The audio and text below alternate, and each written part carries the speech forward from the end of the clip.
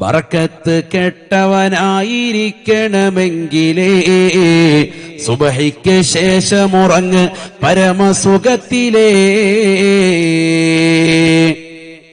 ബറക്കത്ത് കെട്ടവനായിരിക്കണമെങ്കിലേ സുബഹിക്ക് ശേഷമുറങ്ങ് പരമസുഖത്തിലേ. ബഹുമാനപ്പെട്ട തഴവ ഉസ്താദ്, എന്റെ വല്യുപ്പ അള്ളാഹുവരുടെ ദറജ ഉയർത്തട്ടെ, അവിടുന്ന് മവാഹിബുൽ ജലിയിൽ പഠിപ്പിച്ചതാണ്, സുബഹിക്ക് ശേഷം ഉറങ്ങിയാൽ ബറക്കത്തുണ്ടാവൂല, ജീവിതത്തിൽ ഒരു ഐശ്വര്യം ഉണ്ടാവൂല. നിങ്ങൾ നോക്കിക്കോ, വലിയ ബിരുദധാരികളാകുന്ന മക്കൾ നമുക്കുണ്ടാവും, പക്ഷെ ജോലിയൊന്നുമില്ല. എല്ലാരും കംപ്ലൈന്റ് പറയും, വാപ്പമാരും ഉസ്താദെ അവനൊരു ജോലി ഇതുവരെ ശരിയായിട്ടില്ല. എന്താ കാര്യം? സുബഹി കഴിയുമ്പോ ഹൈവാൻ ഒറ്റ ഉറക്കാണ്. സുബഹിക്ക് തന്നെ എഴുന്നേക്കൽ കുറവ് ചിലര്. ഇനി അഥവാ എഴുന്നേറ്റ് നിസ്കരിച്ചാ പിന്നെ അവർ ഒറ്റ കടത്തും. റമളാനിൽ നമ്മൾ ആകെ നിലനിർത്തിക്കൊണ്ട് പോരുന്ന ഒരു അമല് റമളാൻ കഴിഞ്ഞാലും ഏതാണത്? സുബഹി കഴിഞ്ഞുള്ള ഉറക്കം. ബാക്കിയൊക്കെ നിർത്തിയിട്ടുണ്ടാവും. ഖുർആനോത്തില്ല, ദിക്റില്ല, ബാക്കിയൊന്നുമില്ല. റമളാൻ കഴിഞ്ഞാലും പിന്നീടുള്ള 11 മാസവും കഴിഞ്ഞ വർഷം മുതൽ നമ്മൾ തുടർത്തിക്കൊണ്ടുവരുന്ന ഒരു അമൽ ഏതാ ഉസ്താദ് എന്ന് ചോദിച്ചാൽ എന്താ പറയാനുള്ളത്? സുബഹി കഴിഞ്ഞുള്ള ഉറക്കം. അൽഹംദുലില്ലാ, ഇതുവരെ അള്ളാഹു അനുഗ്രഹിച്ച് ഇതുവരെ മുടങ്ങിയിട്ടില്ല ഉസ്താദെ. എല്ലാ ദിവസവും ഉറങ്ങാറുണ്ട് 2 മണിക്കൂറെങ്കിലും. അതാണ് ഇന്നത്തെ തലമുറ. അതുകൊണ്ട് തന്നെ ഐശ്വര്യമില്ല, ബറക്കത്തില്ല.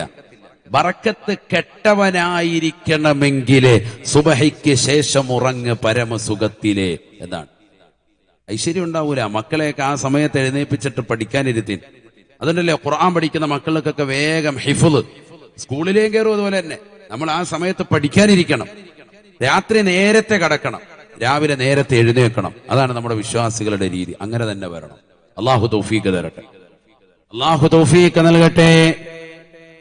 നബിയുനാ റസൂലുള്ളാഹി സ്വല്ലല്ലാഹു അലൈഹി വസല്ലമ തങ്ങൾ പറഞ്ഞില്ലയോ, ഖൗമുൻ സല്ലവു സുബ്ഹ വ ദക്കറുല്ലാഹ അസ്സ വജല്ല ഹത്താ തത്ലു അശ്ശംസു തഅദിലു ഉംറതൻ താമതൻ താമതൻ താമാ.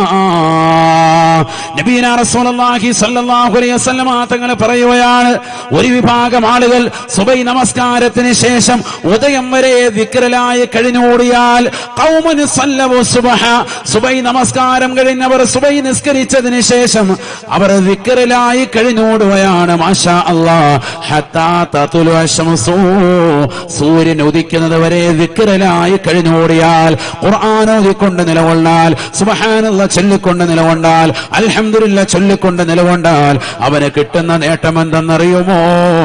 തഅദിലു ഉംറതൻ താമതൻ താമതൻ താമാ. പരിപൂർണമായ ഉംറ നിർവഹിച്ച പ്രതിഫലം എല്ലാ ദിവസവും മുടങ്ങാതെ സുബഹി നമസ്കാരം നിർവഹിച്ചതിന് ശേഷം ഉദയം വരെ ദിക്ർ ചൊല്ലിക്കൊണ്ട് നിലകൊള്ളുന്നവർക്ക് അല്ലാഹു സമ്മാനിക്കുമേ എന്ന് ഹബീബുനാ ശഫീഉനാ റസൂലുള്ളാഹി.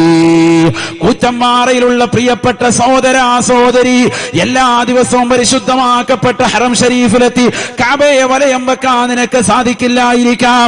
അതിനുള്ള സാമ്പത്തിക ശേഷി അല്ലാഹു നിനക്ക് നൽകിയിട്ടില്ലാതിരിക്കാം. എന്നാൽ നിന്റെ വീടിന്റെ അകത്തലങ്ങളിൽ മുടങ്ങാതെ പരിശുദ്ധമായ ഉംറയ്ക്ക് വേണ്ടിയുള്ള അവസരം അല്ലാഹു സമ്മാനിക്കുകയാണ്. പരിശുദ്ധ പ്രവാചകനെ പഠിപ്പിക്കുകയാണ്, സുബഹി നമസ്കാരത്തിന് ശേഷം ഉദയം വരെ ദിക്ർ ചൊല്ലിക്കൊണ്ട് കഴിഞ്ഞോടിയാൽ തഅദിലു ഉംറതൻ താമാ, പരിപൂർണമായ ഉംറ നിർവഹിച്ച പ്രതിഫലം രേഖപ്പെടുത്തുമേ എന്ന് ഹബീബായ റസൂലുള്ളാഹി. അതുകൊണ്ടല്ലേ പള്ളിയിൽ നിങ്ങൾ നിസ്കരിക്കാൻ കയറുമ്പോ അവിടെ നിസ്കാരത്തിന്റെ ടൈം ടേബിളിൽ അവിടെ എഴുതിയിട്ടുണ്ട് എന്ത്? ഉദയം, തുലൂ. ശ്രദ്ധിച്ചിട്ടുണ്ടോ? കണ്ടിട്ടുണ്ട്. എന്തിനാന്ന് ഓർത്തിട്ടുണ്ടാവും. ഇത്രയും നാളായിട്ട് ഇതുവരെ മനസ്സിലായിട്ടില്ല. അത് ഇതിനെ ആചാര്യ നീ സുബഹിക്ക് അകത്തോട്ട് പോകുമ്പോ ഇതിന്റെ സമയം ഒന്ന് നോക്കി വെച്ചിട്ട് പോണേ, എപ്പോഴാണ് സൂര്യൻ ഉദിക്കുന്നത്, എന്നിട്ട് അത് കഴിഞ്ഞിട്ട് ഇങ്ങോട്ട് ഇറങ്ങിയാൽ മതി. ആ അവ്വൽ സഫിൽ തന്നെ ഇരുന്ന് അവിടെ തന്നെ ഇരുന്ന് ഖുർആൻ ഓത്, ദിക്ർ ചൊല്ല്. ഉദയം വരെ നിലകൊണ്ടുകൊണ്ട് ദിക്ർ ചെല്ലുന്നവന് പരിശുദ്ധമായ ഉംറ നിർവഹിച്ച പ്രതിഫലമുണ്ടെന്ന് സയ്യിദുനാ റസൂലുള്ളാഹി. ഇന്ന് ഈ ഉമ്മത്തിൽ നിന്ന് എത്ര ആളുകൾ അത് നേടിയെടുക്കുന്നുണ്ട്? മലപ്പുറം ജില്ലയിലെ ആത്മീയമാകുന്ന പരിവേഷം കൊണ്ട് അനുഗ്രഹിക്കപ്പെട്ടതാകുന്ന ഈ മണ്ണിൽ, പമ്പറം തങ്ങൾ അന്തിവിശ്രമം ചെയ്യുന്ന മണ്ണിൽ, ഉമർ ഖാദിൽ ബലം കൂത്തിയടക്കമുള്ളതാകുന്ന മഹാന്മാരുടെ പാദസ്പർശനം കൊണ്ട് അനുഗ്രഹിച്ചതാകുന്ന ഈ മണ്ണിൽ ജീവിച്ചതാകുന്ന പ്രിയപ്പെട്ട വിശ്വാസികൾക്ക് എവിടെയാണ് ആത്മീയമാകുന്ന ഉന്മേഷം ഉണ്ടായി തീർന്നിട്ടുള്ളത്? എവിടെയാണ് നമുക്ക് ഉന്മേഷം ഉണ്ടായിട്ടുള്ളത്? നമുക്കെന്ത് മാറ്റം ഉണ്ടായിട്ടുണ്ട്? നമ്മൾ എവിടെയാണ് നന്നായിട്ടുള്ളത്? നമ്മുടെ ജീവിതത്തിൽ എത്ര ദിക്ർ, എന്തൊക്കെ പ്രവർത്തനങ്ങൾ, എന്തൊക്കെ ഉണ്ടായിട്ടുണ്ട് ചിന്തിക്കുന്ന. നഊദു ബില്ലാഹ്. അള്ളാഹു നമ്മളെ കാത്ത് സംരക്ഷിക്കട്ടെ. അള്ളാഹു നമ്മളെ കാക്കട്ടെ. നിൽക്കട്ടെ, ഞാൻ പറഞ്ഞു വരുന്നു. അടുത്ത ക്യാമറ 4-5 ക്യാമറയൊന്ന് പറഞ്ഞിട്ട് ഞാൻ തിരിച്ചു വരാം. 5 ക്യാമറകളാണുള്ളത്. 1 അള്ളാഹു ആണ്, 2 റഖീബ് അതീദ് അലൈഹിമുസ്സലാമാണ്, 3-മത്തത് മലക്കുകളെ സുബഹിക്കും അസ്റിനും ഇറക്കിക്കൊണ്ട് അല്ലാഹു റൊട്ടേറ്റ് ചെയ്യുന്നു നിന്റെ നന്മത്തിന്മകളെ രേഖപ്പെടുത്താൻ വേണ്ടിയെന്ന് ഹബീബുനാ റസൂലുള്ളാഹി. 4-മത്തത് അഅ്ളാഉഹു, അവന്റെ അവയവങ്ങൾ. നബിയുനാ റസൂലുള്ളാഹി സ്വല്ലല്ലാഹി അലൈഹി വസല്ലം. നമ്മുടെ ശരീരത്തിന്റെ അവയവങ്ങൾ നമുക്കെതിരായി നാളെ സാക്ഷി നിൽക്കും. അല്ലാഹു നമ്മളെ കാക്കട്ടെ. നമ്മുടെ കൈ, നമ്മുടെ കാല്, നമ്മുടെ ശരീരത്തിന്റെ ഓരോ അവയവങ്ങളും ഇന്ന് നിന്നോടൊപ്പം തെറ്റ് ചെയ്യാൻ വേണ്ടി നിലകൊണ്ടിട്ടുള്ളതാകുന്ന മുഴുവൻ അവയവങ്ങൾ, ലൈംഗിക ഇതിവൃത്തത്തിന് വേണ്ടി നീ ചെലവഴിച്ചതാകുന്ന സമയങ്ങളും സന്ദർഭങ്ങളിലും നിന്നോടൊപ്പം ചേർന്ന് നിന്നതാകുന്ന നിന്റെ ലൈംഗിക അവയവം ഉൾപ്പെടെ നിനക്ക് നാളെ എതിരാകും. നഊദു ബില്ലാഹ്. അല്ലാഹു നിന്നെ കാക്കട്ടെ. നിന്റെ എല്ലാ അവയവങ്ങളും നിന്റെ ക്യാമറയാണെന്ന് സയ്യിദുനാ റസൂലുള്ളാഹി. ഇത് അള്ളാഹു നൽകിയതല്ലാതെ നീ നൽകിയതല്ലല്ലോ. നീ നൽകിയതൊന്നും പകരം വെക്കാൻ പറ്റൂല, ഒന്നും ആവൂല. അള്ളാഹു നമ്മളെ കാക്കട്ടെ. ഈ അടുത്തൊരു സഹോദരൻ, ഷുഗർ കൂടിയിട്ട് അദ്ദേഹത്തിന്റെ തള്ളവിരൽ മുറിച്ചു മാറ്റുന്നു എന്ന് ഡോക്ടർമാർ പറഞ്ഞപ്പോൾ അദ്ദേഹത്തിനുണ്ടായ മാനസികാവസ്ഥ, ടെൻഷൻ കൂടിയിട്ട് പിന്നെ വെന്റിലേറ്ററിൽ നിന്ന് ഇതുവരെ ഇറങ്ങിയിട്ടില്ല. അള്ളാഹു ശിഫ കൊടുക്കട്ടെ. അള്ളാഹു ശിഫ കൊടുക്കട്ടെ. ഷുഗറുള്ള ആളുകൾ, പഞ്ചസാരയുടെ അസുഖമുള്ളവൻ ആദ്യം നോക്കേണ്ടത് എവിടെയാണ്? വിരലാണ്. എല്ലാം ഇടയ്ക്കിടയ്ക്ക് ഇങ്ങനെ തള്ളവിരലും പതുക്കെ അതിന്റെ അടിയിലുള്ള ചിന്നവിരലും ഒക്കെ നോക്കിയേക്കണം. അതിന്റെ അടിഭാഗം പതുക്കെ ഇങ്ങനെ വെള്ളം പതുക്കെ വന്നിട്ട് പഴുത്ത് തുടങ്ങും. പിന്നെ ആ വിരല് മുറിച്ചു മാറ്റേണ്ടി വരും, പിന്നെ കാല് മുറിച്ചു മാറ്റേണ്ടി വരും. അങ്ങനെ മുറിച്ചു മാറ്റേണ്ടി വന്നാൽ പിന്നെ എഴുന്നേക്കൂല. അള്ളാഹു നമ്മളെ കാക്കട്ടെ. അതുകൊണ്ട് അസുഖമുള്ളവർ എന്ത് ചെയ്തോ, ഇടയ്ക്കിടയ്ക്ക് കാലേ നോക്കിക്കോണം. അവനവന്റെ സ്വന്തം കാല്, വിരലിന്റെ അടിഭാഗം, അവിടെയാണ് ഏറ്റവും കൂടുതൽ ശ്രദ്ധിക്കേണ്ടത്. അവിടെ നിന്നാണ് പഴുപ്പ് കയറി വരിക. അറിയൂല ഷുഗർ കൂടുതലുണ്ടോ എന്നുള്ളത് അവിടെ നോക്കുമ്പോൾ അറിയും. ഏറ്റവും കൂടുതൽ ശ്രദ്ധിക്കേണ്ട അവയാണ് ഷുഗർ ഉള്ളവർക്ക്. പഴുപ്പ് വന്നാലോ പിന്നെ അത് മാറൂല്ല. അങ്ങനെ പഴുപ്പ് കൂടി കാലിൽ നിന്ന് നെക്കിക്കളഞ്ഞിട്ട് ഡോക്ടർമാര് പറഞ്ഞു വിരല് മുറിച്ചു മാറ്റേണ്ടി വരും എന്ന് പറഞ്ഞപ്പോൾ ടെൻഷൻ അടിച്ചിട്ട് വെന്റിലേറ്ററിലാണ്. കാരണം എന്താ? മനുഷ്യൻ അള്ളാഹു നൽകിയിരിക്കുന്ന ഒരു അവയവം അത് മുറിച്ചു മാറ്റിക്കഴിഞ്ഞാൽ പിന്നെ അതിന് പകരം വെക്കാൻ ലോകത്ത് എന്തെങ്കിലും ഒരു സംവിധാനം കൊണ്ട് സാധിക്കുമോ? ഈ ഒരു വിരലിന് പകരം നമ്മൾ നിർമ്മിക്കുന്നതാകുന്ന വിരലുകൾ കൊണ്ട് സാധ്യമാകുമോ? മറ്റൊരു വിരൽ കൊണ്ട് ഇതുപോലെ അനക്കാൻ സാധ്യമാകുമോ? ഈ ഒരു വിരലിന്റെ പ്രവർത്തനം പോലെ വേറൊരു വിരൽ കൊണ്ട് സാധ്യമാകുമോ? ഒരിക്കലുമില്ല. ഒന്നിന് പകരം വെക്കാൻ പറ്റൂല. കിഡ്നി എത്ര ആളുകൾ മാറ്റിവെക്കുമ്പോഴും ഡോക്ടർമാർ പറയുന്നു 10 കൊല്ലം കേട്ടോ. അത് തന്നെ ഇൻഫെക്ഷൻ ഇല്ലാതെ നോക്കണേ, ആരോരുമായി സഹവാസമൊന്നുമില്ലാതെ ശ്രദ്ധിക്കണേ. അല്ലേ? എന്തൊക്കെ വിഷയങ്ങളാണ്. കിഡ്നി കൊടുത്തവർക്കും പ്രശ്നം, കിഡ്നി വാങ്ങിയവനും പ്രശ്നം. എന്നാൽ തന്നെ അവർ പറയും 10 കൊല്ലം ഉള്ളു കേട്ടോ. വാൾവ് മാറ്റിവെക്കുന്നു, പറയുന്നു 10 കൊല്ലത്തേക്ക് ആയുസുള്ളൂ, അത് കഴിയുമ്പോൾ വീണ്ടും മാറ്റണം. പൈസ ഉണ്ടെങ്കിൽ നിന്നോ, ഇല്ലെങ്കിൽ പരിപാടിക്ക് നിൽക്കണ്ട. പടച്ച റബ്ബ് നൽകിയിരിക്കുന്ന ഒരു അവയവത്തിന് പകരം വെക്കാൻ ഈ ലോകത്തൊന്നിനും സാധിക്കൂല. അത് മനസ്സിലാക്കി ജീവിക്കാൻ മനുഷ്യൻ നമ്മളൊന്നുമല്ല, നമ്മൾ നിസ്സാരനാണ്. നഊദു ബില്ലാഹ്. അതുകൊണ്ട് നിന്റെ അവയവങ്ങൾ നിനക്കെതിരായി സാക്ഷി നിൽക്കുന്ന ഘട്ടം വരും.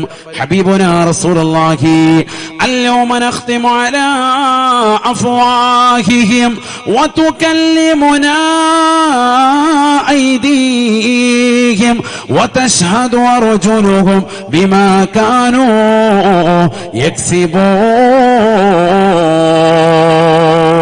പരിശുദ്ധമായ സൂറത്ത് യാസീനിലൂടെ അല്ലാഹു സുബ്ഹാനഹു വ തആല വ്യക്തമായി പഠിപ്പിക്കുകയാണ്. യാസീൻ ഓതുന്ന പ്രിയപ്പെട്ട മുസ്ലിമേ, മുസ്ലിമത്തെ, വിശുദ്ധമായ ഖുർആനിന്റെ ഹൃദയമല്ലേ യാസീൻ?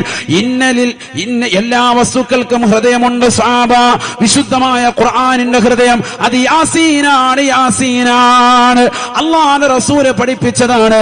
ആ യാസീൻ ദിനേന പാരായണം ചെയ്യുന്ന സഹോദരാ സഹോദരി, അതിലുള്ള പരിശുദ്ധമായ ആയത്തല്ലയോ അൽയൗമ നഖ്തിമു അലാ അഫ്വാഹിഹിം. നാളെ പടച്ച റബ്ബിന്റെ ദർബാറിൽ അള്ളാഹുവിന്റെ കോടതിയിലേക്ക് എത്തുമ്പോ അള്ളാഹു നമുക്ക് നൽകിയിരിക്കുന്നതാകുന്ന വായ, സംസാര വൈഭവത്തിനുള്ളതാകുന്ന നാവ്, ഇതിനെ അള്ളാഹു സീൽ വെക്കുകയാണ്. ഇന്ന് ഈ നാവിട്ടടിക്കുമ്പോൾ ഒരു സംസാര ഭാഷയുണ്ടാവുകയാണ്.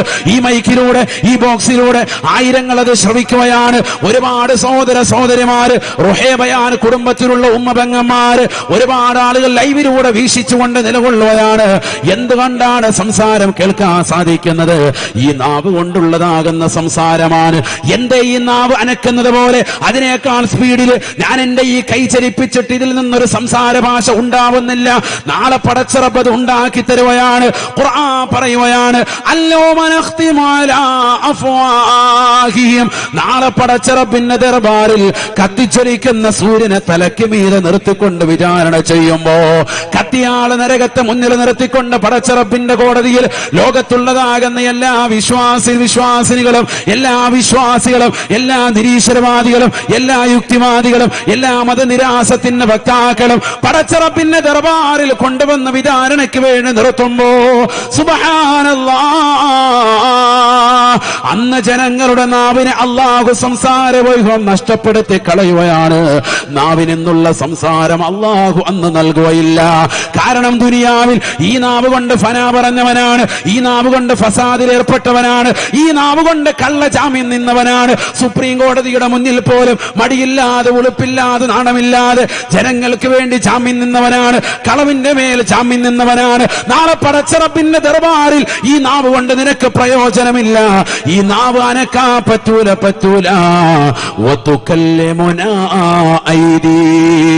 അല്ലാഹു പറയുകയാണ്, എന്നോടെന്ന് സംസാരിക്കുന്നത്, നമ്മളോടെന്ന് സംസാരിക്കുന്നത് നിങ്ങളുടെ കരങ്ങളാണ്.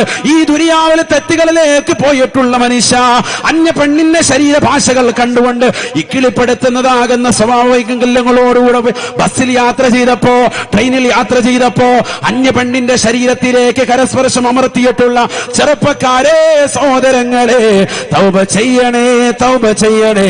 കാരണം അള്ളാഹുവിന്റെ കോടതിയിൽ ഈ കൈ നിനക്കെതിരാവുകയാണ്. കൈകൾ കൊണ്ട് പാതിരാത്രി സമയത്ത് WWE അടിച്ചുകൊണ്ട് മൊബൈൽ ഫോണിലൂടെ, വാപ്പ വാങ്ങിച്ചു തന്ന ടാബിലൂടെ, ഉമ്മ വാങ്ങിച്ചു തന്നതാകുന്ന ലാപ്ടോപ്പിലൂടെ മോശപ്പെട്ട തലത്തിലേക്ക് പഠിക്കാൻ ഉപയോഗിക്കുന്നതിന് പകരം ഓൺലൈൻ വിദ്യാഭ്യാസം മോശപ്പെട്ട തലത്തിലേക്ക് കൊണ്ടുപോയതാകുന്ന ചെറുപ്പക്കാരാ, പാതിരാത്രി സമയത്ത് വാപ്പയറിയാതെ, ഉമ്മയറിയാതെ, സഹോദരനറിയാതെ, കൂട്ടുകാരറിയാതെ തന്റെ പ്രിയപ്പെട്ട കാമുകിയുമായി രഹസ്യമായി ചാറ്റിംഗ് നടത്തിയിട്ടുള്ളതാകുന്ന ചെറുപ്പക്കാരാ, കാമുകനുമായി രഹസ്യമായ ഭാഷണം നടത്താൻ ചെലവഴിച്ചിട്ടുള്ളതാകുന്ന പെങ്ങളെ, നീ ടൈപ്പ് ചെയ്തതാകുന്ന നിന്റെ കൈകളില്ലേ, നീ സംസാരിച്ചതാകുന്ന നിന്റെ നാവുകളില്ലേ, എല്ലാ പടച്ച റബ്ബിന്റെ മുന്നിൽ നിനക്കെതിരാവുകയാണ്. നിന്റെ കൈകൾ പടച്ച റബ്ബിനോട് വിളിച്ചു പറയും, അല്ലാഹുവേ, നീ ചെയ്തതാകുന്ന സർവ്വനീചകൃത്യങ്ങൾ, നീ ചെയ്ത പ്രവർത്തനങ്ങൾ, നീ പിടിച്ചതാകുന്ന മോശപ്പെട്ട സ്ഥലങ്ങൾ എല്ലാം നിന്റെ കൈകൾ അല്ലാഹുവിനോട് വിളിച്ചു പറയുകയാണ്. ഇന്ന് നാവിന് അല്ലാഹു നിനക്ക് ശക്തി നൽകിയതുപോലെ സംസാര വൈഭവം നിന്റെ കൈകൾക്ക് അല്ലാഹു നൽകുമത്രേ. തീർന്നില്ല. വതശ്ഹദു അർജുലുഹും ബിമാ കാനൂ യക്സിബൂൻ. നിന്റെ രണ്ട് കാലുകളും പടച്ച റബ്ബിന്റെ ദർബാറിൽ നിനക്കെതിരായി സാക്ഷി നിൽക്കുന്ന ഘട്ടമാണ് മഹ്ശറ. നാളെ പടച്ച റബ്ബിന്റെ ദർബാറിൽ വെച്ചുകൊണ്ട് വിളിച്ചു പറയും, അല്ലാ, ഇന്ന സ്ത്രീയുമായി കിടപ്പറ പങ്കിട്ടവനാണ് അല്ലാ. ഭർത്താവ് അറിയാതെ കാമുകനുമായി രഹസ്യമായി ചാറ്റിംഗ് നടത്തിയിട്ടുള്ളവനാണ്. ഭർത്താവ് പ്രവാസ ലോക തടവിയുടെ ചാട്ടവാറടി കൊണ്ട് മരുഭൂമിയിൽ പൊരുവെയിലത്ത് കഷ്ടപ്പെടുമ്പോ ആ പ്രവാസിയാകുന്ന പ്രിയപ്പെട്ട ഭർത്താവ് അറിയാതെ ഭർത്താവ് അയച്ചു തരുന്നതാകുന്ന സാമ്പത്തികമാകുന്ന സ്രോതസ് വെച്ചുകൊണ്ട് ദുനിയാവിൽ അടിച്ചു പൊളിച്ച് രസിച്ച് രമിച്ചതാകുന്ന ഭാര്യയാണ്. അവൾ സ്വന്തം ഭർത്താവല്ലാത്ത മറ്റുള്ള കാമുകന്മാരെ വീട്ടിനുള്ളിലേക്ക് വിളിച്ചു വരുത്തി അവരുമായി വേഴ്ച നടത്തിയവളാണെന്ന് അവളുടെ തുടകൾ തന്നെ പടച്ച റബ്ബിന്റെ മുന്നിൽ സാക്ഷ്യം നിൽക്കുന്ന ഘട്ടമാണെന്ന് വിശുദ്ധമായ ഖുർആൻ. ആരറിഞ്ഞില്ലെങ്കിലും നിന്റെ തുടകൾക്ക് സാക്ഷ്യമുണ്ട്. ആരറിഞ്ഞില്ലെങ്കിലും നീ ചേർത്ത് വെച്ച നിന്റെ തുടകൾ നാളെ പടച്ച റബ്ബിന്റെ ദർബാറിൽ ലൈംഗിക ഇതിവൃത്തത്തിലേക്ക് പോയിട്ടുള്ള ചെറുപ്പക്കാരാ, നിന്റെ തുടയല്ലുകൾ റബ്ബിനോട് സാക്ഷി പറയുകയാണ്. അല്ലാഹുവേ, പടച്ച റബ്ബേ, കൈ പറഞ്ഞത് ശരിയാണ് അല്ലാ, വ്യഭിചരിച്ചിട്ടുണ്ട് അല്ലാ, മോശപ്പെട്ട തലത്തിലേക്ക് പോയിട്ടുണ്ട് അല്ലാ എന്ന് കാലുകൾ പടച്ച റബ്ബിന്റെ മുന്നിൽ സാക്ഷ്യം നിൽക്കുന്ന ഘട്ടമാണ് മഹ്ശർ എന്ന് വിശുദ്ധമായ ഖുർആൻ. അതുകൊണ്ടാണ് റസൂലുള്ളാഹി പറഞ്ഞത്, ഈ ദുനിയാവിൽ മനുഷ്യ നിന്റെ ക്യാമറകൾ ഏതാണെന്ന് നീ തിരിച്ചറിയണേ. അല്ലാഹു നിന്റെ ക്യാമറയായതുപോലെ റഖീബ് അതീദ് അലൈഹി വസലാം നിന്റെ ക്യാമറയായതുപോലെ പരിശുദ്ധ പ്രവാചകനെ പറയുകയാണ്, ആ മലക്കുകൾ തന്നെ സുബഹിക്ക് മസലനും കടന്നു വന്നുകൊണ്ട് റൊട്ടേറ്റ് ചെയ്യുന്നത് പോലെ നിനക്കുള്ള നാലാമത്തെ ക്യാമറ നിന്റെ ശരീരത്തിന്റെ നിന്റെ അവയവങ്ങൾ തന്നെയാണെന്ന് വിശുദ്ധമായ ഖുർആൻ. നിനക്കെതിരായി നിന്റെ അവയവങ്ങൾ പടച്ച റബ്ബിന്റെ മുന്നിൽ സാക്ഷിപത്രം പറയുമ്പോ മനുഷ്യൻ തന്നെ അവയവത്തോട് ചോദിക്കുമത്രേ, എന്താണ് അവയവങ്ങളെ നീ എനിക്കെതിരിൽ സാക്ഷി നിൽക്കുന്നത്, എനിക്കെതിരിൽ സാക്ഷി നിൽക്കുന്നത്? അപ്പോൾ അവയവങ്ങൾ വിളിച്ചു പറയുകയാണ്,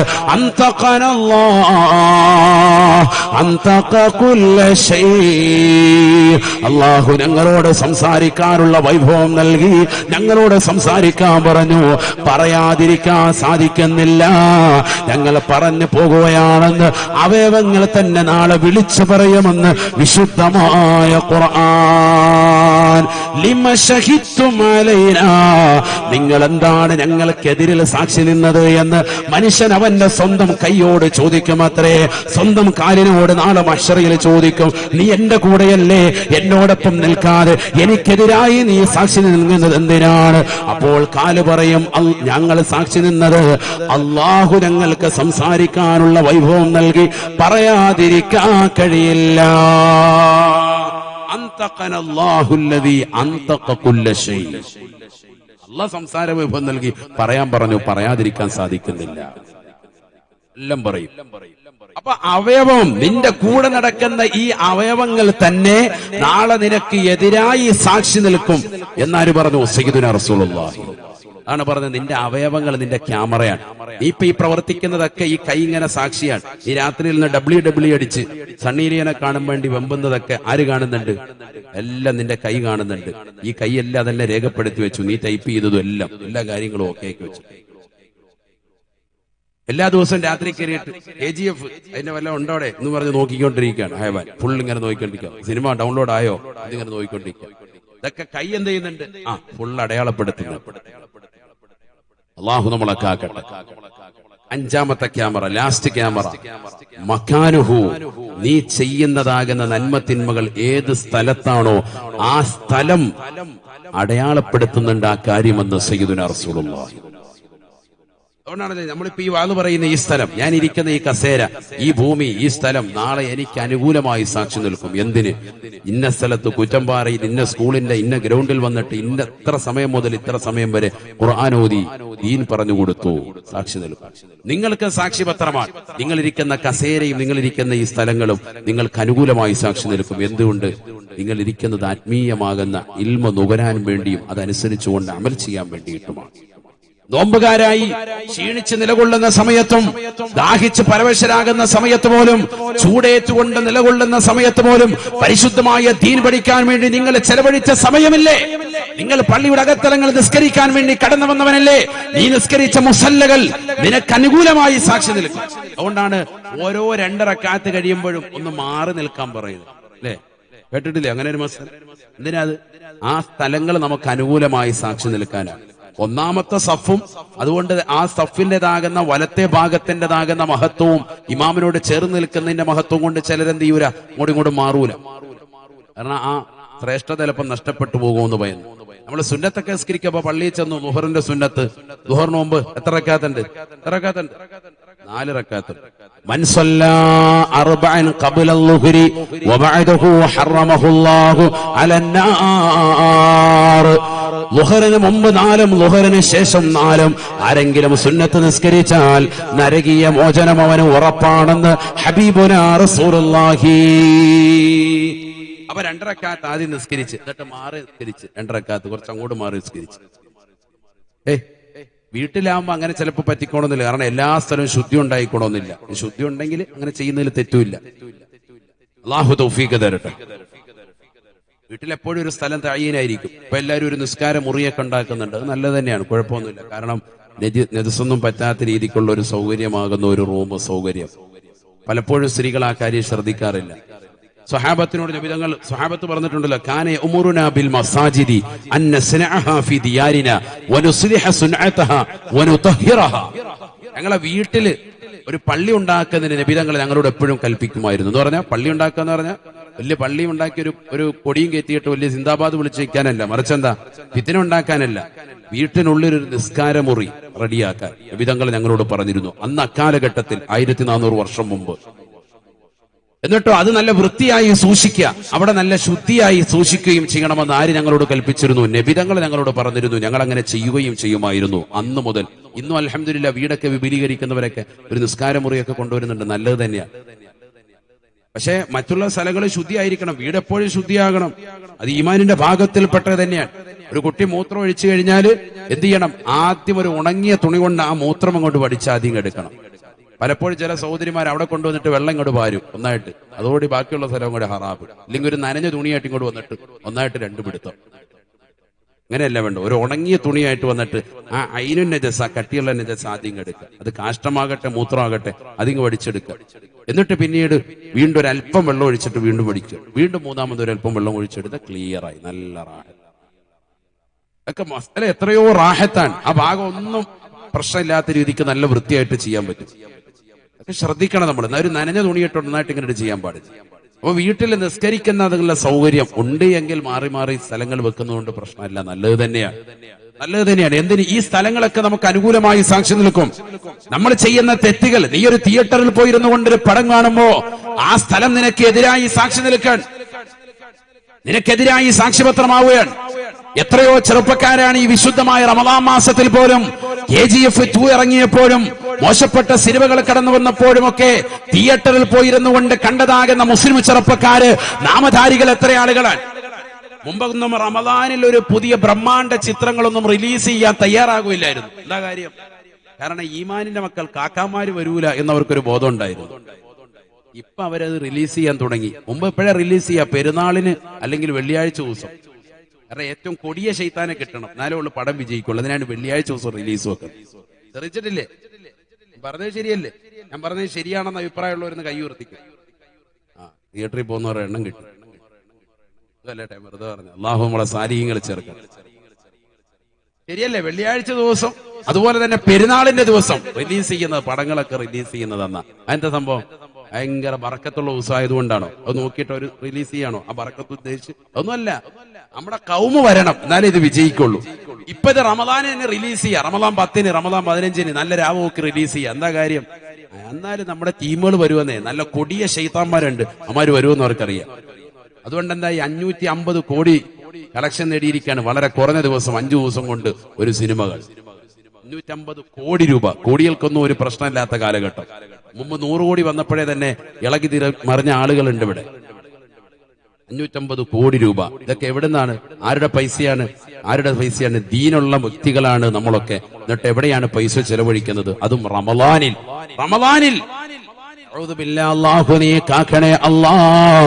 നീ ചെയ്യുന്ന തെറ്റുകുറ്റങ്ങൾ മുഴുവൻ രേഖപ്പെടുത്തിക്കൊണ്ടിരിക്കുകയാണ് നബിയുനാ റസൂലുള്ളാഹി. നിന്റെ സ്ഥലം അടയാളപ്പെടുത്തും. നീ പോയിരിക്കുന്ന കസേര എവിടെ ഇരുന്നാണോ, ഏത് തിയേറ്ററിലാണോ, എവിടെ ഇരുന്നാണ് നീ തെറ്റിക്കുന്നത്, വിചാരിക്കാൻ ഏത് വിചാരശാലയിൽ പോയിരുന്നിട്ടാണോ ചെയ്യുന്നത്, അതെല്ലാം ആ സ്ഥലം കൂടി അടയാളപ്പെടുത്തും. അപ്പൊ 5 ക്യാമറകൾ നമ്മൾ പറഞ്ഞു. 5 ക്യാമറകൾ പറഞ്ഞു. അല്ലാഹു, റഖീബ് അതീദ് അലൈഹിമുസ്സലാം, മലക്കുകളെ തന്നെ റൊട്ടേറ്റ് ചെയ്യും. സുബഹിക്കും വൈകിട്ടും വേറെ മലക്കുകൾ. 3-മത്തത് അതാ. 4-മത്തത് അവന്റെ അവയവങ്ങളാണ്. 5-മത്തത് അവന്റെ സ്ഥലങ്ങളാണ്. അല്ലാഹു നമ്മളെ സാലിഹീങ്ങൾ ചേർക്കട്ടെ. അവന്റെ അവയവങ്ങളും സ്ഥലങ്ങളും എന്ന് വേണ്ട, ഇതെല്ലാം പൊറുക്കപ്പെടാൻ, ചെയ്തതാകുന്ന എല്ലാ തെറ്റുകുറ്റങ്ങളും പൊറുക്കപ്പെടാൻ ഒരൊറ്റ മാർഗ്ഗമേ ഉള്ളൂ. എന്താണെന്നറിയോ? എന്താ അത്? എന്താ? നസൂഹായ തൗബയാണ്. നസൂഹായ തൗബ. വൻ പാപങ്ങൾ ചെയ്തിട്ടുണ്ടെങ്കിൽ അള്ളാഹുവിലേക്ക് തൗബ ചെയ്ത് മടങ്ങലല്ലാതെ രക്ഷയില്ല. ചെറുപാപങ്ങൾ പൊറുക്കാനുള്ള മാർഗങ്ങൾ ഇഷ്ടം പോലെയുണ്ട്. ഒരു 5-8 കാര്യങ്ങൾ കൂടെ പറയാം, ശ്രദ്ധിച്ചോ. ഹദീസ് ഓതി തന്നെ പറയാം, ശരിക്കും ശ്രദ്ധിക്കണേ. ചെറുപാപങ്ങൾ പൊറുക്കാൻ, ചെറിയ പാപങ്ങൾ അത് ഇഷ്ടം പോലെ നമ്മൾ ചെയ്യുന്നുണ്ട്. അള്ളാഹു നമുക്ക് കാവൽ നൽകട്ടെ. ഹദീസ്, കുറച്ച് ഹദീസ് ഓതാ, എന്താ? ശരിക്കും ശ്രദ്ധിച്ചോ. ഒന്ന് വീട്ടിൽ നിന്ന് ഒതു എടുത്ത് പള്ളിയിലേക്ക് പോകുക, നിസ്കരിക്കാൻ വേണ്ടി പള്ളിയിലേക്ക് പുരുഷന്മാര് പോകുന്നത് ജമാഅത്തിന് വേണ്ടി, അത് തന്നെ എന്താണ്? പാപം പൊറുക്കാൻ കാരണമാണ്. ഹദീസ് കേട്ടോ, ഹദീസാണ്, വെറുതെ പറയല്ല, ഹദീസ് ഓതി പറയും. പാപം പൊറുക്കാനുള്ള മാർഗങ്ങൾ പറയാണ്. കാരണം ഇപ്പൊ നമ്മൾ നിലകൊള്ളുന്നത് ഏത് സമയത്താ? പറയാം, ഏത് സമയത്താ? ഉച്ച സമയത്ത്. റമദാൻ മാസത്തിൽ മഗ്ഫിറത്തിന്റെ 10, പാപമോചനത്തിന്റെ 10ലാണ് നിലകൊള്ളുന്നത്. 2 ദിവസം കൂടെ ഉള്ളു എന്തിന്? മഗ്ഫിറത്തിന്റെ 10 ഇവിടെ പറയാൻ. അതുകൊണ്ട് ഈ സമയത്ത് പറയുന്നതിന് പ്രസക്തിയുണ്ട്. നല്ലതുപോലെ ശ്രദ്ധിക്കും നിങ്ങൾ. പാപം പൊറുപ്പിച്ചെടുക്കാനുള്ള മാർഗങ്ങൾ ഇതാ ശ്രദ്ധിക്കും. നബിയുനാ റസൂലുള്ളാഹി സ്വല്ലല്ലാഹു അലൈഹി വസല്ലമ തങ്ങൾ പറയുകയാണ്, മൻ തതഹറ മിൻ ബൈതിഹി ثم خرج إلى المصلى ليقضي فريضة من فرائض الله كانت خطواته إحداهما تحت خطايا والأخرى ترفع درجتا. നബിയുനാ റസൂലുള്ളാഹി സ്വല്ലല്ലാഹു അലൈഹി വസല്ലമ തങ്ങൾ പറയുകയാണ്, സഹാബ ആരൊരുവൻ വീട്ടിൽ നിന്ന് wudu ചെയ്ത് ശുദ്ധികലശം നടത്തി പള്ളിയിലേക്ക് യാത്ര തിരിച്ചവനുണ്ടോ, പള്ളിയിലേക്കുള്ള നിന്റെ യാത്ര, ആ യാത്ര പോകലിലൂടെ അല്ലാഹു നിനക്ക് പാപം പുറത്ത് നൽകുകയാണ്. ثم خرج إلى المصلى ليقضي فريضة من فرائض الله, ഫർളായ നമസ്കാരങ്ങൾ നിർവഹിക്കാൻ വേണ്ടി അവനെ പള്ളിയിലേക്ക് പോയാൽ കാനത്ത് ഖുതുവാതുഹു ഇഹ്ദാഹുമാ തഹത്തു ഖതായാ, ആ പള്ളിയിലേക്കുള്ളതാകുന്ന ഓരോ ചുവടുവെപ്പും നിന്റെ വലതുകാല് വെക്കുമ്പോൾ അല്ലാഹു നിന്റെ പാപങ്ങൾ പുറത്തു നൽകുകയാണ്. വൽഖറാ തർഫഉ ദറജത, അടുത്ത കാല് നീ വെക്കുമ്പോൾ നിന്റെ പാപങ്ങൾ അല്ലാഹു പുറത്തു നൽകുന്നതിനോടൊപ്പം നിനക്ക് സ്വർഗത്തിലേക്കുള്ള പദവി അല്ലാഹു ഉയർത്തി നൽകുമേ എന്ന് ഹബീബായ റസൂലുള്ളാഹി. പള്ളിയിലേക്കുള്ള നിന്റെ യാത്ര തന്നെ നിന്റെ പാപം പൊറുക്കാൻ നിദാനമാണ്. വലതുകാല് വെക്കുമ്പോൾ നിന്റെ പാപങ്ങൾ പൊറുക്കുകയാണ്, അടുത്ത ഇടതുകാല് വെക്കുമ്പോൾ സ്വർഗത്തിലേക്കുള്ള പദവി ഉയരുകയാണ്. അല്ലാഹുവിന്റെ റസൂലിന്റെ അധ്യാപനമാണ്. അതുകൊണ്ടല്ലേ പരിശുദ്ധ പ്രവാചകർ സല്ലല്ലാഹു അലൈഹി വസല്ലമ തങ്ങൾ ബനൂ സലമ ഗോത്രത്തെ കുറിച്ചൊരു കാര്യം അറിയുകയാണ്. മദീന പള്ളിയുടെ പരിസരത്ത് സ്ഥലം വിൽക്കാനുണ്ടെന്നറിഞ്ഞപ്പോൾ ആ സ്ഥലം കച്ചവടം ചെയ്തുകൊണ്ട് സ്വന്തമാക്കി അവിടെ ഒരു മനോഹരമായ വീട് പണിയണമെന്നുള്ള ആശയമായി ബനൂ സലമ ഗോത്രക്കാര് മദീന പള്ളിയിൽ നിന്ന് ദൂരെ താമസിക്കുന്നതാകുന്ന വിഭാഗമാണ്. അവർ ചിന്തിച്ചപ്പോ അവർ അതിനുവേണ്ടി ബ്രോക്കർമാരുമായി സംഭാഷണം നടത്തിയത് അല്ലാഹുവിന്റെ റസൂല് വിവരം ലഭിക്കുകയാണ്. ഹബീബായ നബി തങ്ങൾ ബനൂ സലമ ഗോത്രക്കാരെ വിളിച്ചിട്ട് പറയുകയാണ്, നിങ്ങൾ അങ്ങനെ ഈ മദീനയുടെ പള്ളി പരിസരത്ത് സ്ഥലം വാങ്ങിയിട്ട് നിങ്ങൾ താമസിക്കണ്ട. ഇപ്പോൾ എന്തുകൊണ്ടാണ്? ദിയാറുക്കും തുക്തബു ആസാറക്കും, നിങ്ങളുടെ വീട്ടിൽ നിന്ന് വിദൂരത്തുള്ളതാകുന്ന നിങ്ങളുടെ വീട്ടിൽ നിന്ന് ഈ പള്ളിയിലേക്കുള്ളതാകുന്ന നിങ്ങളുടെ നടത്തമില്ലേ, അത് നിങ്ങൾക്ക് നാളെ സ്വർഗത്തിലേക്കുള്ള പദവി ഉയരാൻ കാരണമാണ്, നിങ്ങളുടെ പാപങ്ങൾ പൊറുപ്പിച്ചെടുക്കാൻ നിദാനമാണെന്ന് ഹബീബുനാ റസൂലുള്ളാഹി സല്ലല്ലാഹു അലൈഹി വസല്ലം. നിങ്ങൾ അപ്പം സ്വല്പം ദൂരെ തന്നെ താമസിച്ചാൽ മതി, എന്നിട്ട് അവിടെ നിന്ന് ഇങ്ങോട്ട് വരുമ്പോഴാണ് എന്ത് കിട്ടുന്നത്? കൂലി കിട്ടുന്നത്. എത്ര ദൂരത്ത് നിന്ന് ജമാഅത്തിന് വേണ്ടി വരുന്നോ അത്രയും കൂലിയാണ്. നടന്നു വരുന്നതിന് പ്രത്യേകം കൂലി. ഇനി നടക്കുന്നില്ല, ഒരാൾ വാഹനത്തിനാണ് വരുന്നത്, ആയിക്കോട്ടെ, ആ വാഹനത്തിനാണ് വരുന്നതെങ്കിലും ചവിട്ടടിയുടെ കൂലി അവന് ലഭിക്കാൻ. ചവിട്ടടിയാണ് അവിടെ കണക്കാക്കുന്നത്. വാഹനത്തിൽ വണ്ടി ഓടിച്ച് വന്നാലും ഓരോ ചവിട്ടടിക്കും, ഒരു ചവിട്ടടിക്ക് പാപം പൊറുക്കും, അടുത്ത ചവിട്ടടിക്ക് എന്താണ്? സ്വർഗത്തിലേക്കുള്ള പദവി ഉയരും. മാഷാ അല്ലാഹ്. പാപങ്ങൾ പൊറുക്കാൻ കാരണം, പാപം പൊറുപ്പിച്ചെടുക്കാനല്ലേ നമ്മൾ പരിശ്രമിക്കുന്നത്. അതിന്റെ ഒന്നാമത്തെ ഭാഗമാണ് ഈ പറഞ്ഞത്. 2, വുളൂ ദായിമാക്കണം. എല്ലാവരും ഈ സദസ്സിൽ നിലകൊള്ളുന്ന എല്ലാ സഹോദര സഹോദരിമാരും റമദാൻ മാസത്തിൽ മാത്രമല്ല ഇനി അങ്ങോട്ടുള്ള സമയത്തൊക്കെ വുളൂ നിത്യമാക്കണം. വുളൂ എടുക്കുന്നത് വലിയ പുണ്യമാണ്. വുളൂ എടുക്കുന്നതിലൂടെ പാപമോചനം ലഭിക്കും. സയ്യിദുനാ റസൂലുള്ളാഹി മുഖം കഴുകുന്നതിലൂടെ അവന്റെ താടി രോമങ്ങളിലൂടെ പുറത്തേക്ക് വെള്ളം ഇറ്റിറ്റ് വീഴുമ്പോൾ മുഖത്ത് നിന്നും മുഖം കൊണ്ടവൻ ചെയ്തിട്ടുള്ള എല്ലാ ചെറുപാപങ്ങളും അള്ളാഹു പുറത്തു നൽകുമെന്ന് സയ്യിദുനാ റസൂലുള്ളാഹി.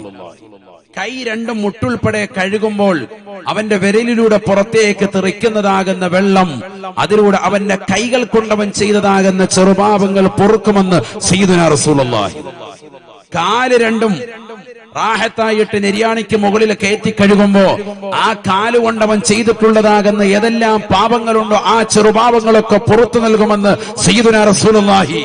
തല അവൻ തടവുമ്പോ തലയിലേതാകുന്ന രോമകൂപങ്ങൾ കണക്ക് അവൻ എവിടൊക്കെ സ്പർശിക്കുന്നുണ്ടോ അതിന്റെ എണ്ണം കണ്ടുകൊണ്ട് അവന്റെ ചെറുപാപങ്ങൾ പുറത്തു നൽകുമെന്ന് ഹബീബ് റസൂലുള്ളാഹി. വുളു എടുക്കുന്നതിന്റെ മഹത്താൻ. അപ്പൊ വുളു നിത്യമാക്കണം. മലമൂത്ര വിസർജനം നടത്തുമ്പോഴാണല്ലോ അധികവും വുളു പോവുക. ഇനി കീഴ്വായി പോകുന്ന സന്ദർഭത്തിനാണെങ്കിലും വേഗം തന്നെ വുളു അങ്ങ് പുതുക്കുക. അങ്ങനെ ഒരു ശീലം വന്നാൽ തന്നെ വളരെ റാഹത്താണ്. രാത്രി ഉറങ്ങാൻ കിടക്കുന്ന സമയത്തും വുളു വേണം. വുളു എടുത്തിട്ട് വേണം, മക്കളെയൊക്കെ വുളു എടുപ്പിച്ചിട്ട് വേണം കിടത്താൻ.